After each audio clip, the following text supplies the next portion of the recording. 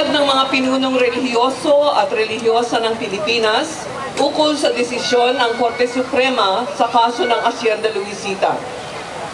Nanganganib ang kalagayan ng mga magsasaka ng Hacienda Luisita ngayon sa pagbigay ng desisyon ng Korte Suprema nitong ika-5 ng Hulyo 2011 na hindi nila matanggap.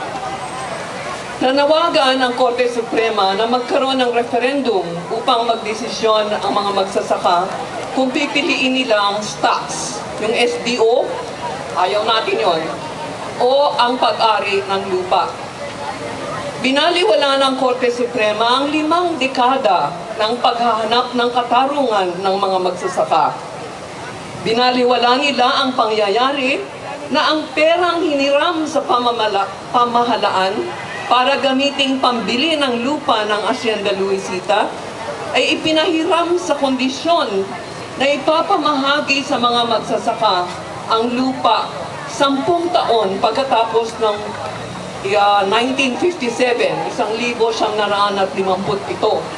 So karapat-dapat sana nakuha na ang lupa noong 1967 o 1967. Pero hindi yun nangyari. Ang desisyon ng Korte Suprema ay pabor sa mga kuhangko at sa mga mayayamang may-ari ng lupa. Mapanganib na simulain ito laban sa reforma sa lupa, nagagayahin ng ibang may-ari ng lupa na tutol sa pagbabahagi nito. Ang desisyon ng Korte Suprema ay isang paghamak. Ang desisyon ay paninira sa reforma ng lupa, sa katarungang panlipunan, at pati na sa mga mahihirap. Mumultuhin ang administrasyon ni Pinoy itong desisyon ng Korte Suprema sa buong panahon ng kanyang pagkapresidente at higit pang panahon. Hindi pwedeng maghugas-hugas lang siya ng kamay at iwasan ang tungkulin na dito. Siya ang Pangulo ng Bayan at tungkulin niya ang ipairal ang batas at hustisya. Ipinangako ni Pinoy sa kanyang kampanya na ipapamahagi ang lupa ng Hacienda Luisita. Itong issue ng Hacienda Luisita ay batayan ng tao kung paano niya tutuparin ang kanyang social contract o kontratang pantao sa ating mga mamamayan.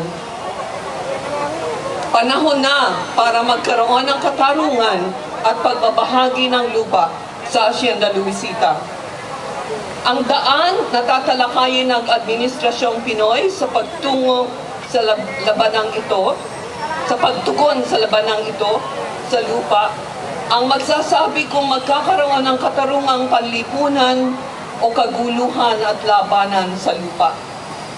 Mahalaga sanang pagtatayuan ng pagbabago, ngunit maaaring maging dahilan sa pagkawatak-watak ng lipunang Pilipino. Ang reforma sa lupa ay isa ring issue na pinag-aawayan sa kasalukuyang peace process o pagbabahaginan tungo sa kapayapaan.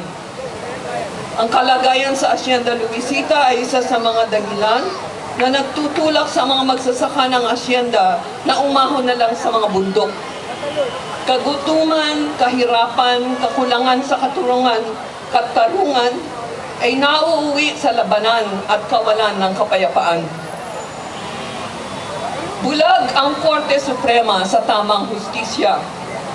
Kami ng samahan ng mga pinunong relihiyoso at relihiyosa sa Pilipinas ay hindi bingi sa sigaw at hirap ng mga magsasaka.